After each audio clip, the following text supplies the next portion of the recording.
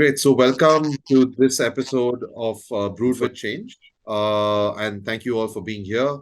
Uh, I hope you sit back, grab a lovely cup of coffee, enjoy the conversation today with a very experienced entrepreneur we have with us, Mr. Yash Mukhi from Chupps. Yash started a beautiful brand called Chupps, which is in the apparel and footwear space, stands for sustainability, uh, a very niche segment in a very crowded marketplace. So, without any delay, today I would love to just hand over the mic to you, Yash. If you could introduce yourself uh, and let us know like a little bit about you, why you started Chups, what was your motivation into getting into this business, into this segment, your background, and we take the conversation from there. Thanks, Karan. Thanks for having me here. I am Yash Mukhi. I am one of the two co-founders of Chupps. It's a casual footwear brand. We launched this early last year, summer of 2022. And I think really, we started Chups to service a product gap in the market. I mean, I'll just kind of give you a little bit of a background. India is flooded with large variety of functional, low-price footwear products. Almost 85 to 87% of the market in India, the footwear market, sits at a price point that is priced under 500 rupees. And then on the other hand, you have something which is on the premium side, which generally basically priced about 2,000 rupees, going upwards at about 5 6,000 rupees, where you have all the large sportswear brands playing, where you have Crocs playing, where you have Birkenstock playing, and on the other side you have this mass market which I spoke about, where there are just several thousands of brands, both organized and unorganized players playing in that market, because that is also where the chunk of the market is. Now, all that from an open footwear standpoint, which is currently the market that we're servicing, was okay, right? Because open footwear was largely worn indoors at home, as something that you would wear after you came home and changed into an open footwear, coming back home from various different activities. That started to change for several reasons. The demographic became younger. Uh, Casual footwear started to be more socially acceptable. So, about 5 7 years back, people would not really want to step out in a flip flop outside of home. It was meant primarily for functional uses, essentially to go to the bathroom or to wear within the house premises. But as the like I said, as the demography started to become younger, people started to do various activities. People started to look at comfort and casualness as a way of life. The flip flop, the open footwear, started to get used outside of the home. It started to get used socially. Right? It's very okay now to go to a movie in flip flops. Flip flops or open footwear is a massive after sport recovery category. So many people in India today are doing various kinds of fitness activities. They're playing sports for recreation, they're playing sports professionally. So many people are going to fitness centers, to gymnasiums, and really it's a very, very popular choice of that after sport activity. Right after you finish your game of soccer, you change from your pair of studs into a pair of sliders. The same thing for when you finish your gym session, or when you finish your cricket session. So as it started to be used socially, the way people started to think about their open footwear changed. They no longer wanted something that was simply functional. They wanted something that looked good. They wanted something that was comfortable because they were wearing it for longer periods of time. And also they start to feel okay about spending more, about buying the open footwear. It was no longer something that you only had to spend 2 300 rupees on, but you were okay to spend even a couple of grand, because you were wearing it now amongst your friends and family, and public at large. And what we noticed was about 5 years back that there was a large audience that was not able to relate to the mass market products that were offered. The stuff that was offered, which was priced at 200-300 rupees, very very functional in nature, did not have a very high fashion element, not they have a very high comfort element. And on the other hand, you had all these sportswear brands, you had Crocs, you had Birkenstock, who were really priced extremely high as far as the Indian market was concerned. There was nothing really meaningful available which was priced under two, 2.5, 3,000 rupees, right? So, which created an opportunity to give to the market something that was well priced, something that was comfortable, something that was fashionable. And which was priced in that, let's say, 500 rupee to that 2000 rupee bracket, where people could find a comfortable, really nice looking pair of open footwear, but did not have to pay a bomb for that. So Chubbs actually was born out of a need to service this need in the Indian market. Got it. Got it. That's actually quite interesting because this reminds me back in my college days where the Osho chappal sort of became very fashionable, right? And people started wearing those Osho chappals to class, and we would never wear like chappals to class, but True, people started true. wearing it, and it became so Right, fashionable. So it sort of was born out of there, and right, right. Sure. from Goa, it became a staple in a city. Right, right, yeah. Not sure. I think over the last 10, 12 years, I think casual attire, not just footwear, right? In a way is dominating over formal footwear. People are preferring casualness, comfort, ease of attire, over, having to dress up, right? Also, I think corporate culture to a large extent is an influence, right? They are also kind of getting easy on, corporate dressing. And also COVID, I think, the lockdown phase, the last 2 3 years, gave it further impetus, where people were spending a lot of time indoors, and they were not, I mean, they're wearing open footwear indoors. I think so then people, we continued, using that, as they came Sure. out of the lockdown. Sure. Talk to me about your own personal motivation as to why you started Chops. Like you spoke about the market and the opportunity, but what was your personal motivation to actually start this business? Yeah, I think clearly, I think the motivation again. I think Chubbs was started at a time, where we were looking for to solve a need in the market. I think this came across fairly strongly as a gap that, given our family's background, given my background, that this would be something that we would be able to service fairly well. And this clearly came up as a strong product gap in a very very large market such as India. So it kind of began from there, and then I think it was more opportunity based, where we got opportunities to work with some really really large, very popular flip flop brands to begin with, which is, where we learned the business, we understood the market, we understood the gap, and then that led to us, creating Chops, and the product that we have today. Right. And I guess, as we continued, building the product, developing some nice, fashionable, comfortable products, we also realized, and this personally also is a subject that I'm passionate about. That, whatever we do, as a business, we also want to make sure that we're not causing harm to the environment at large. To the, I mean, we're all now, more educated about what the climate is able to do,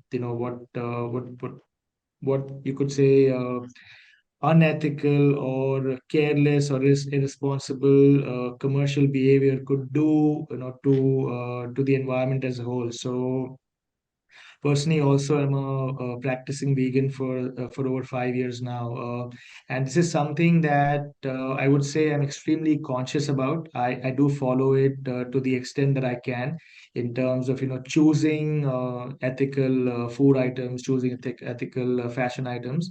and doing things that personally we could at least limit the harm. I think I can't say that we do it 100%, but we're conscious of that quite a lot.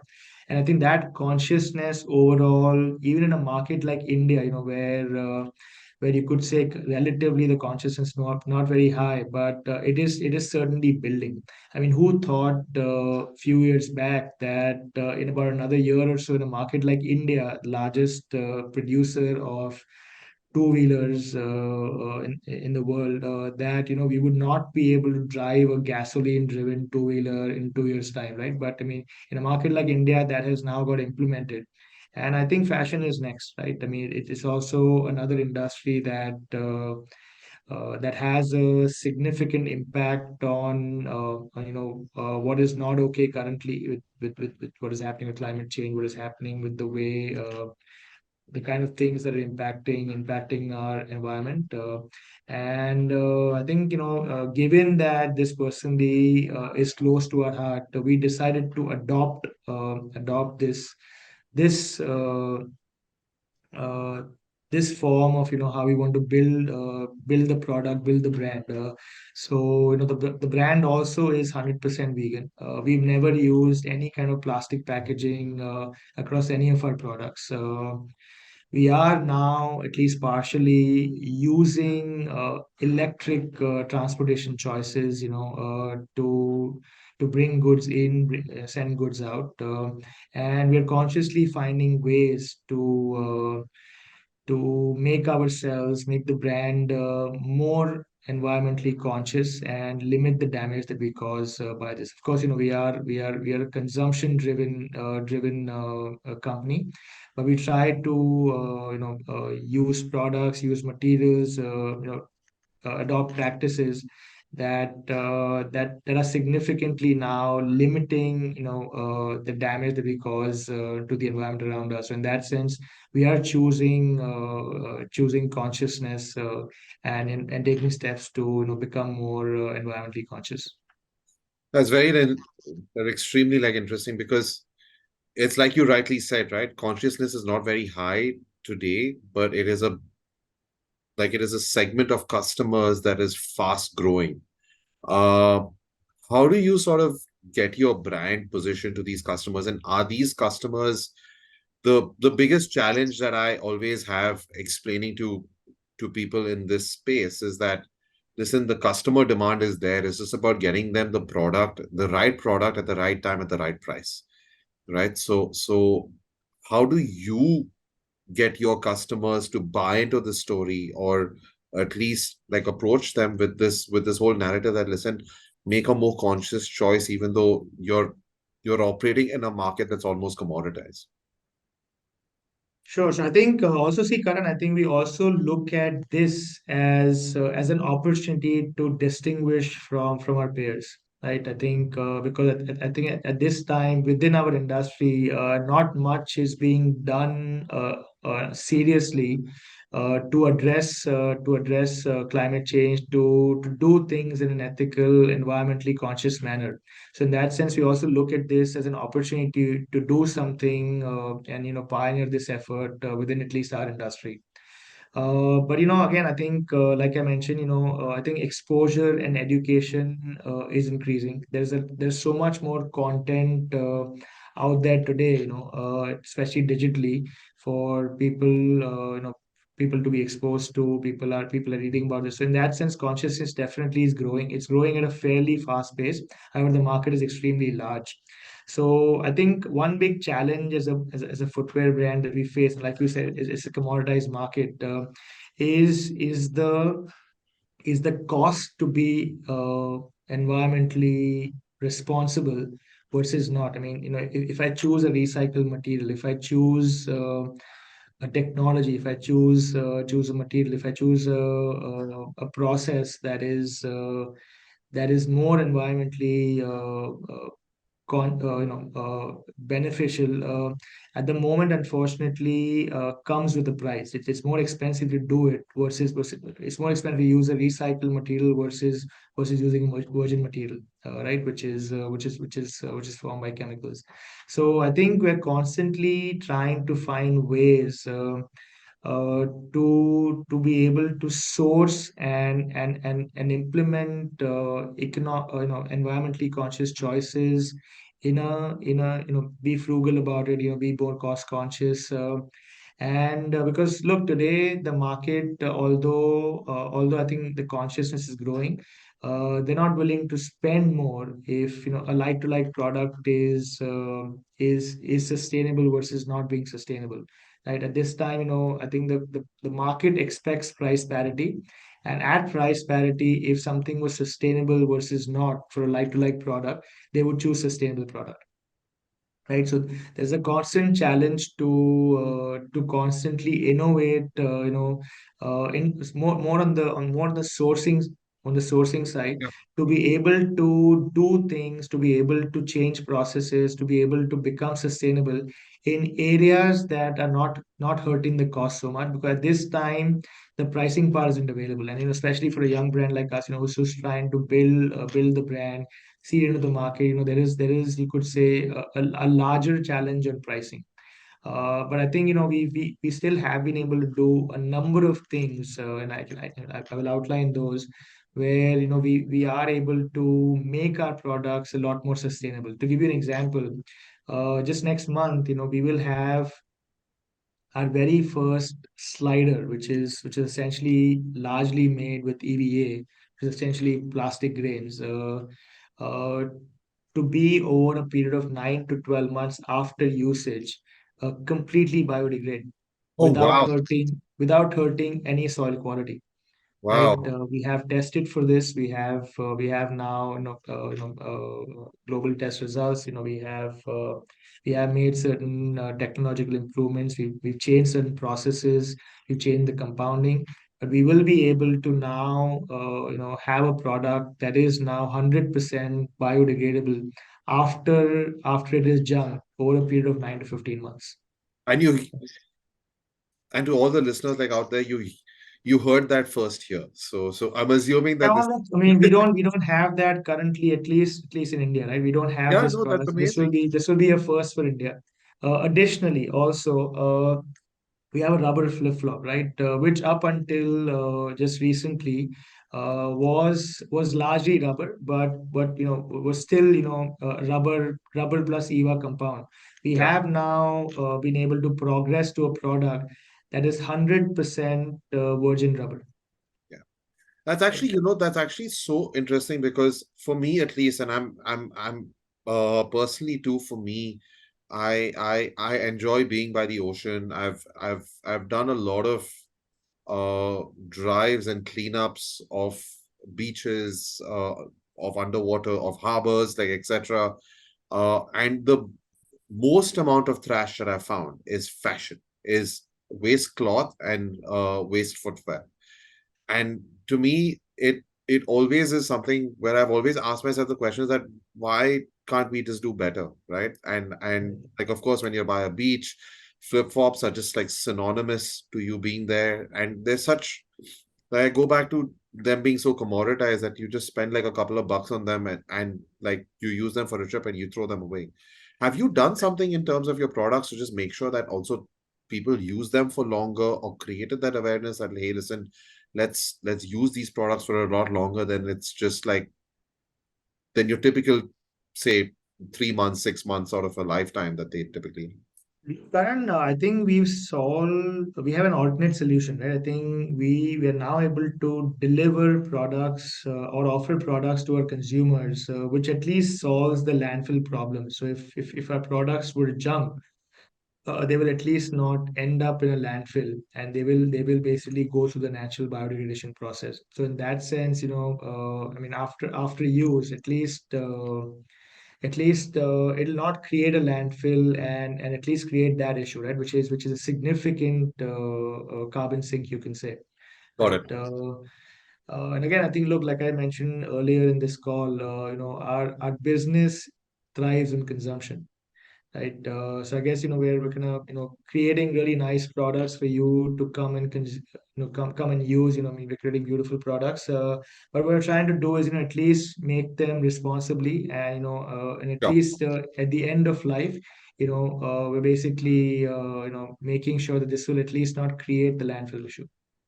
So you spoke about the supply chain, and I wanted to sort of go back to that, right? Like actually finding raw material that is suitable to your need and to actually make sure that it meets the requirements of what you want the brand to stand for as a sustainable footwear brand. What are the challenges you sort of faced in actually developing that supply chain? Because it's not easy. It's not easy today. And you mentioned the second thing was about cost, right? And you said it's more expensive, which is actually counterintuitive if you go to look at it. It shouldn't be. You're using a lot lesser resources, so it actually should be cheaper. But today there's also this connotation that sustainability or sustainable choices comes at a price, and this whole concept of a green premium, right? So how have you sort of solved for those two challenges? Again, like I mentioned, again, I think what you said is absolutely true. We again, I mean, thanks to communication, thanks to the internet, we are able to talk globally to everyone who's out there, who basically is trying to make progress in a sustainable direction. Uh, uh, and again, I think we're kind of helping each other out. I think we recently met a company who makes hemp, right? Who makes hemp fabric, and it's entirely sustainable product. And really, because they want companies who choose hemp as a fabric versus choosing something that is a chemical, that is an artificial fabric. We're able to work with them at a subsidized cost, right? Because they want this product also to grow. They want this product also to be more acceptable.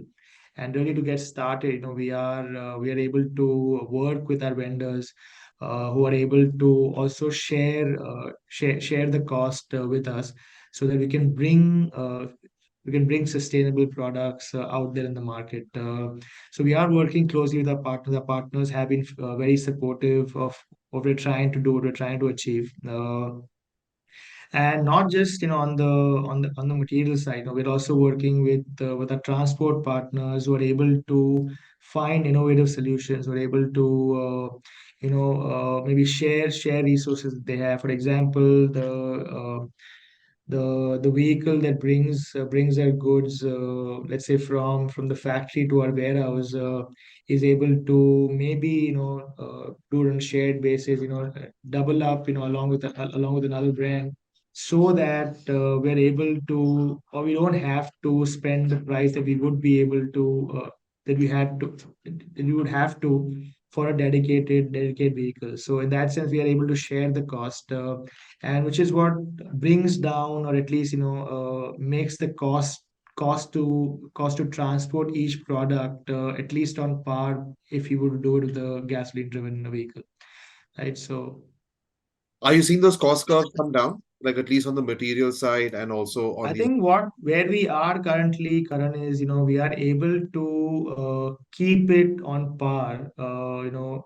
If you were to do it normally versus having to do it in a with a sustainable choice, we are able to at least keep it on par. So in that sense, there is no cost additional cost incurred. So, and that is where we are. I think we constantly continue to work with vendors. We're able to. Work with. And I think as volumes grow, as again, like you said, right? I mean, recycled products should be cheaper, but because it is not in use to a large extent, where there's no mass production, the cost to recycle are higher than it should be. got it? No, so that's absolutely right.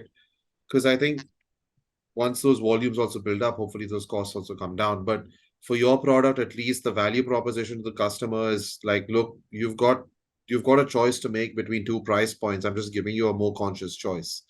And that just becomes a value additive proposition compared to a compromising of like, look, you need to pay a little bit more, like etc. So that's a very interesting way to actually position yourself in the market as well. Sure, yes.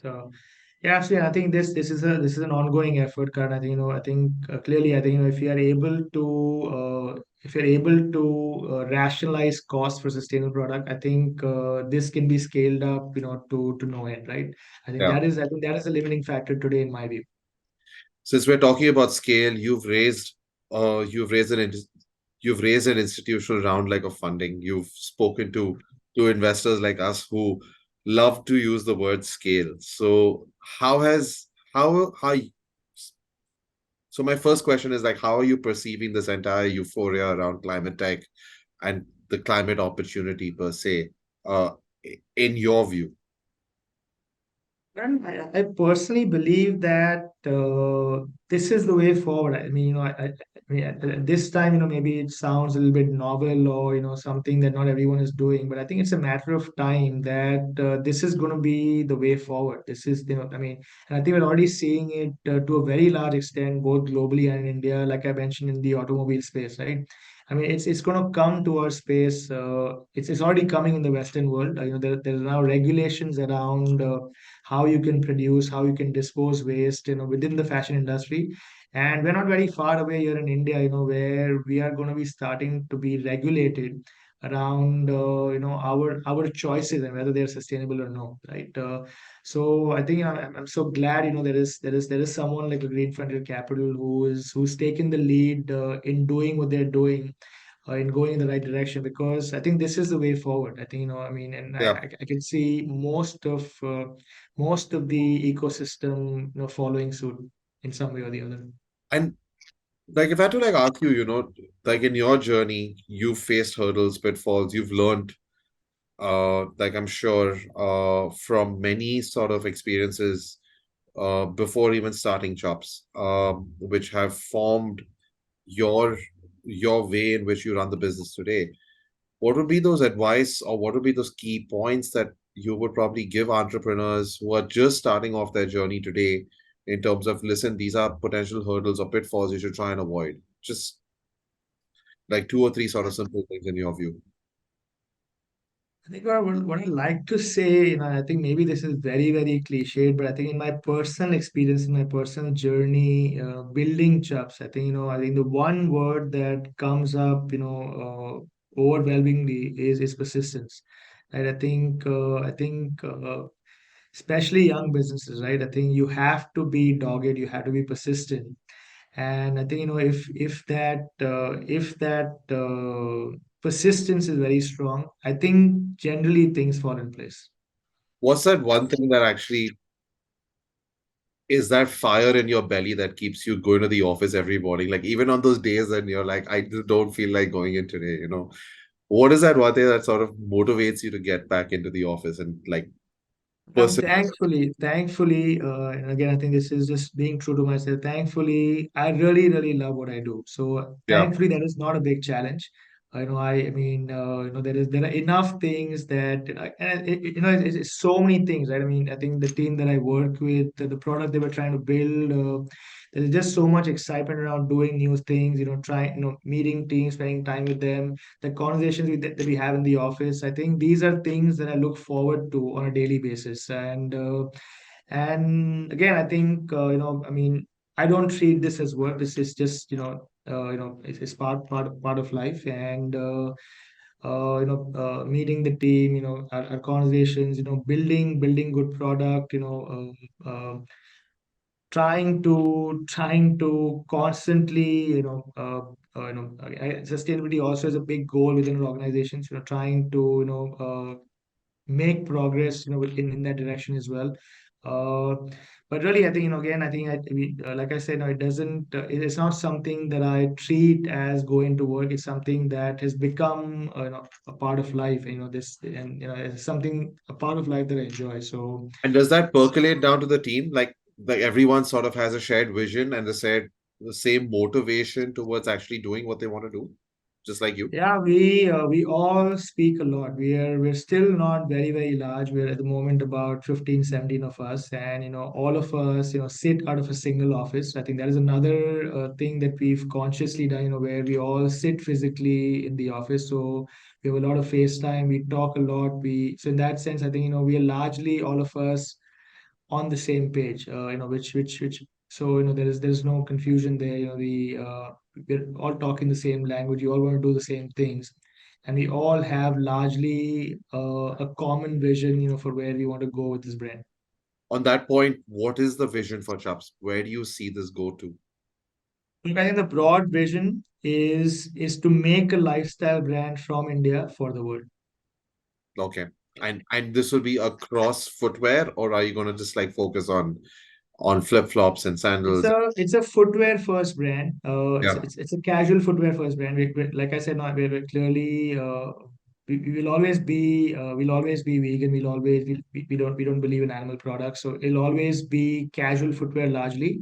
And it's again, I think what we're trying to do is we're trying to build a lifestyle brand. So I think footwear first, but I think it'll also lend its way into maybe complementary, supplementary categories as we move forward.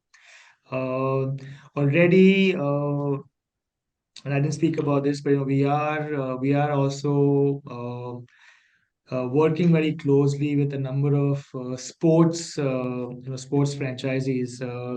We were Wow. the official footwear partner of Mumbai Indians, starting from last IPL. Moving forward, in future years as well. We're also globally the exclusive footwear partner of the Cricket World Cup that is starting next in October. Wow. Okay. And that is lent into opportunities with few more franchisees. So we will be partnering with Gujarat Titans. We will be partnering with a football club. There's a couple of other IPL franchises we're partnering with. So again, I think like I mentioned, the after sport category. I think people connect with the product. Yeah, there is a solid use case. And while we do this, right? I mean, there are opportunities that are coming our way. For example, with certain franchisees that we're working with, they are asking us to look at non-footwear categories because it's the same selling platform where we can do more products. So these things, these opportunities are coming our way. And like I say, we are footwear first, but we will basically look at complementary and supplementary categories as we move along the way. Again, not in the near future, immediately, but these are things that will be pursued as we move along. Okay. Okay.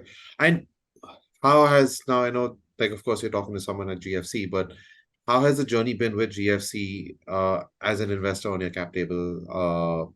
Just very briefly. Well, GFC has had a tremendous influence, both on the company and me personally. Again, I think, within GFC, if I'm able to, I'd like to here, mention have a special mention for Sandeep Bhai Palmer. Right from the start, he's liked the brand, he's loved the brand. He's mentored us in various ways. He's really helped us build a larger vision for Chups. He's helped strengthen the vision. He's helped give more clarity in terms of the direction that we need to take. And really, I think we are able to dream a little bit bigger. We're able to see Chups as something more than we would have envisioned. Sometimes I joke with Sandeep. I say, you should have been the founder of Chups, and I could have worked alongside with you because he really thinks about the brand in a way, where which basically really, gives it more wings into how we think about the brand going forward. Okay. Okay. Uh, yes, just like on that last note, do you have any role models in life who you say that you look, this is someone who I would love to emulate, or certain characters of this person that I would love to emulate in myself, or like achieve what they have achieved, right? So is there any sort of like any people in your life who sort of feature in that category? Sports has been a very big influence in my life. I am an avid tennis player. I play competitively, and I mentioned about persistence, right? And my favorite player is Rafael Nadal. I think In I some saw that ways, coming. in some ways, I've kind of followed his career. I've enjoyed watching him play. Followed his, and try to imbibe those things within me. But yeah, role model. He's one of the role models I have, and I think the one attribute that I'd like to uh, borrow from him, try and imbibe, is the doggedness and the persistence. I mean, never give up. Yeah, yeah. No, like yeah, just seeing. I'm not that big of a tennis fan, but of course, seen a few of his games, and if you see how he's never out till he's lost. So Right. and he hardly ever loses, Yeah. and he's Play hardly play ever the lost. last point as the first point. Exactly. So it's very heartening to actually see that, you see that as your role model to persistence, because it's something where I also sort of like subscribe to as well, is that you're never down and out ever. You're always in the fight, right? Like until your last breath, you're always in the fight. So That's right. so that's really heartening to hear. And great, it was so lovely to have this conversation with you. Thank you so much for taking us through the journey of Chops and your personal journey as well. Really enjoyed this conversation on this episode of Brewed for Change. And we look forward to actually working with you, Yash. Is there anything else you want to leave us with just at the end? No, Like, Karan, likewise, I'm so glad, you gave me the opportunity to be here, and I'm so glad I had this conversation. Thank you so much. I really enjoyed talking to you, and I look forward to working together as we move forward. thank you so much, Yash. And thank you, everyone. Yeah. Bye bye.